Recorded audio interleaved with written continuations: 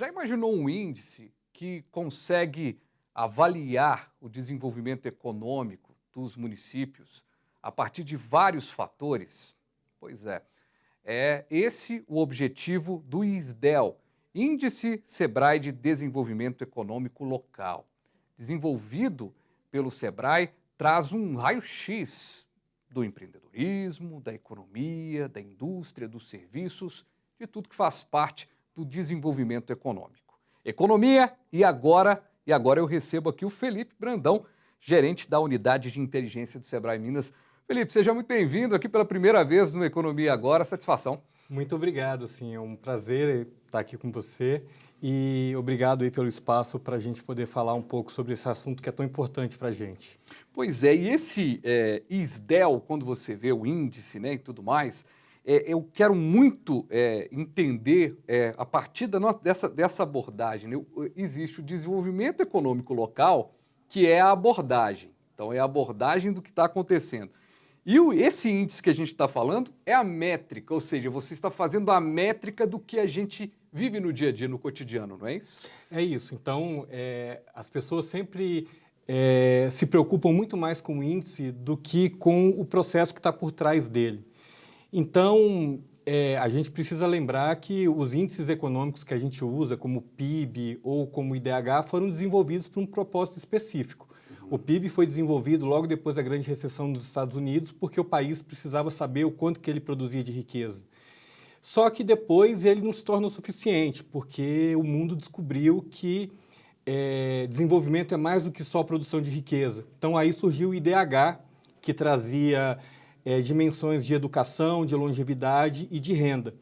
Então, o processo de desenvolvimento que o ISDEL se propõe a medir, ele fala muito com a lógica de desenvolvimento que o Sebrae prega, que é uma lógica de desenvolvimento que é baseada nos pequenos negócios, ela acontece dentro dos municípios e ela pode ser aproveitada independente se é um município de pequeno porte ou de pequena renda ou uma grande capital como Belo Horizonte ou São Paulo. E esses índices, esse índice de desenvolvimento, ele acaba sendo o que a gente sempre, quando a gente traz uma pesquisa aqui no programa, a gente fala, vamos fazer um raio-x de determinada situação. Esse é um raio-x do raio-x, né? É um raio-x de tudo que está acontecendo no que diz respeito ao desenvolvimento econômico, né? O ISDEL ele é um indicador bastante inovador nesse sentido, porque ele permite que qualquer município se compare com qualquer outro município do Brasil. Então, isso é difícil da gente enxergar nos indicadores econômicos que são desenvolvidos hoje. E ele permite com que o município ele se enxergue dentro das 5 dimensões do desenvolvimento econômico que o Sebrae trabalha. Então, isso ajuda o município a entender em que pontos ele tem uma vantagem que precisa ser mantida ou que pontos que ele precisa se aperfeiçoar, até mesmo se apropriando de experiências de municípios que são parecidos. São pontos observados nesse índice, tem os pontos de maior relevância, os pontos de menor relevância, mas na prática, para a gente resumir, o que é observado para chegar nessa comparação? O que a gente observa é que o processo de desenvolvimento acontece em 5 estágios. Primeiro, você tem o capital empreendedor, onde que em qualquer município você precisa ter mais e melhores empresas e empreendedores. Depois você tem um tecido empresarial, que são os espaços, associações, sindicatos, onde esses empresários se unem. Depois você tem a governança para o desenvolvimento, em que você une a comunidade empresarial com a sociedade civil e com a gestão pública. Depois você tem a organização produtiva, que são os fatores como infraestrutura, legislação, inovação, vocações produtivas e, finalmente, você tem a inserção competitiva, que é a sua capacidade de colocar esse município em contato com os outros. Então, dentro dessas 5 dimensões, todas elas têm a sua relevância em determinado momento do processo de desenvolvimento. E esse índice, ele coleta informações oficiais, são 139 variáveis que são condensadas em 39 indicadores dessas 5 dimensões. Então, isso faz com que a gente tenha esse raio-x do raio-x, pelo menos um instrumento que permita que a gente possa comparar municípios que são semelhantes ou que o município possa entender dentro dessas 5 dimensões onde ele já está mais estruturado, onde ele está menos estruturado. A gente está vendo na tela do Canal V Brasil, o BH aparece na 6ª posição no ranking nacional. Essa 6ª posição no ranking nacional, ela é surpreendente na medida que a gente pega o desenvolvimento, mas era provável. Porque a gente imagina aí Belo Horizonte como uma 4ª, força na economia, terceira, né, força na economia, mas em alguns momentos perdeu ali algumas posições. Nos últimos panoramas a gente teve aí Belo Horizonte perdendo, já ocupando essa posição em alguns panoramas. Mas o que teve de surpresa nessa posição de Belo Horizonte na sexta colocação, ou não surpresa? É uma não surpresa, porque quando a gente olha nas capitais do Brasil, Belo Horizonte está em terceiro lugar. Aham. Só que quando a gente olha nos municípios como um todo, existem municípios que, Legal. mesmo não tendo o mesmo porte de Belo Horizonte ou a mesma capacidade de geração de riqueza, possuem uma estrutura de desenvolvimento mais forte. Então, a gente tem municípios como, por exemplo, Osasco, municípios como Campinas, como Joinville, que têm uma posição privilegiada no ranking, mesmo sendo municípios de porte menor e que não têm um nível de PIB que Belo Horizonte tem, por exemplo. Então, isso mostra que o desenvolvimento econômico ele independe do tamanho da cidade, o fato dela ser capital ou interior, ou até mesmo do nível de riqueza que ele tem. É claro que sempre vai ter os municípios que são maiores, mais estruturados, já possuem mais riqueza, eles têm uma estrutura de desenvolvimento maior, mas isso não necessariamente é uma condição fundamental. E essa é a grande riqueza que o indicador traz ao começar a fazer essas distinções. Legal, a gente vai acompanhar agora na tela do canal V Brasil o primeiro VT que eu separei com um quadro que é o VT do Top 20 em Minas. E aí tem Belo Horizonte, Uberlândia, Juiz de Fora, Nova Lima, Contagem, encabeçando aí. Muita surpresa não, né? Não é muita surpresa, mas a gente observa o seguinte, quando a gente olha pelas cores do mapa, que mostram o nível de desenvolvimento de cada cidade, a gente vê uma presença muito grande de cidades que são amarelas, que estão num nível médio de desenvolvimento, e cidades que são laranjas, que estão no nível baixo. Uhum. Então, Minas Gerais, ele tem mais de 80% dos municípios num nível de desenvolvimento médio e baixo. Então, isso traz uma questão da característica do estado. Quando a gente olha para os verdes, verde escuro, que é o muito alto, e o verde claro, que é o alto, a gente acaba percebendo que o desenvolvimento ele está concentrado em algumas regiões, como, por exemplo, no noroeste de Minas, a gente observa ali a região de Paracatu, Unai, como verde, no Triângulo, Uberlândia e Uberaba, no centro e na zona da mata, os municípios como Juiz de Fora e outros. Então, a gente observa, por exemplo, que os municípios do Noroeste, eles têm um desenvolvimento alto porque eles têm a sua vocação econômica da agricultura e conseguem trabalhar as outras dimensões de maneira satisfatória. E a gente olha que municípios que já têm uma estrutura de desenvolvimento mais tradicional, como até mesmo Nova Lima, Ipatinga, Itaúna, são municípios que, além de ter uma riqueza pela sua vocação econômica, também conseguem apresentar os outros fatores que são fundamentais para o desenvolvimento.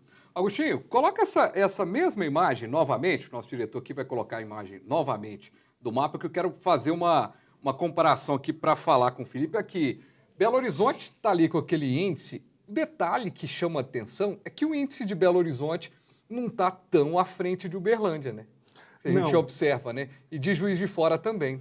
Exatamente. Como eu expliquei na composição do indicador, a gente tem 39 indicadores. Sim. E para cada indicador a gente mede a posição relativa daquele município em relação aos outros municípios do Brasil. Então esse número ele vai de 0. Se esse município tivesse os piores indicadores entre todos os municípios do Brasil, até 1, se ele fosse o melhor em todos os indicadores. Então, o fato de não ter uma distância muito grande entre Belo Horizonte e Uberlândia significa que naqueles fatores que são fundamentais para o desenvolvimento, os municípios são bastante parecidos. Legal. Então, isso mostra que, mesmo que um município, até mesmo quando a gente olha, por exemplo, Nova Lima, que é um dos municípios com maior renda per capita do Brasil, a gente olha o nível de desenvolvimento dele, ele está próximo de outros municípios que não têm uma renda per capita tão alta. Então, mostra que esses municípios, articulando ações de desenvolvimento voltadas para os pequenos negócios, como desburocratização, inovação e educação, eles conseguem apresentar resultados que são bastante positivos. Muito legal. Agora a gente vai colocar na tela o top nacional, esse que Belo Horizonte aparece aí em 6º lugar. Nós vimos Belo Horizonte protagonista, agora Belo Horizonte é um pouco mais próximo. Aí a gente vai acompanhando São Paulo ali, né, na frente, São Caetano do Sul em 2º, né, e Curitiba em terceiro, ou seja, já dá uma diferenciada logo no top 6, você tem uma cidade que não é capital, né? A gente começa a observar que, principalmente, os municípios que estão na frente desse índice são municípios que eles estão posicionados perto de grandes centros econômicos. Então, a gente está olhando ali São Paulo, São Caetano do Sul, que está na região metropolitana. A gente observa também Campinas e Barueri, que está bem posicionado no ranking. E a gente vai vendo que São Paulo e a região sul têm uma maior quantidade de municípios que são verde ou verde escuro, ou seja, que tem alto nível de desenvolvimento. Então, essa posição, a gente percebe que tem outros municípios também que são de médio porte, como, por exemplo, Londrina, Joinville, Maringá, que estão posicionados ali entre os maiores municípios em nível de desenvolvimento do Brasil. Só que o fato de você organizar os municípios em ordem, do primeiro até os 5.570, isso não tem um juízo de valor em relação ao município, ou seja, o município que está atrás do outro, ele não é necessariamente pior, mas ele tem menos condições de desenvolvimento, Legal. menos presença de condições de desenvolvimento do que outro município que muitas vezes é parecido. Então, muitas vezes as pessoas perguntam, o fato do meu município estar numa posição muito baixa no ranking significa que o meu município é ruim? Não.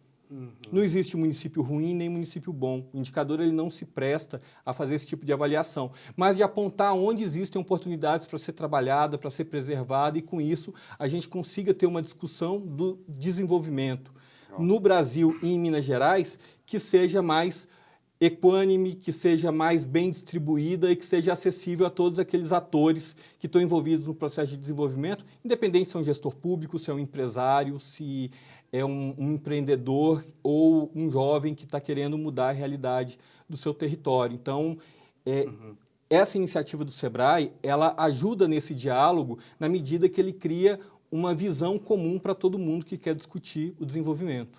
É muito interessante isso, e a gente sempre fala, né, que uma gestão de um município menor pode aprender muito com uma gestão de um município maior, mas o contrário pode acontecer também, né? Porque a gente percebe, quando você tem uma cidade com índice de possibilidade de empreendedorismo, por exemplo, com índice de econômico ali favorável, você consegue ver que São Caetano do Sul pode dar um norte para algumas decisões de algumas cidades de grande porte, como São Paulo, por exemplo, né? Não muito longe, Fabiana. A gente observa, por exemplo, aqui em Minas Gerais, um município como Carmo do Cajuru, que está próximo da região de Divinópolis, que é um município de 25 mil habitantes, e que o índice de desenvolvimento dele, com os dados de 2015 até os dados de 2019, que foram os últimos dados que a gente pesquisou, ele deu um salto de desenvolvimento que ele passou na frente de mais de 700 municípios do Brasil.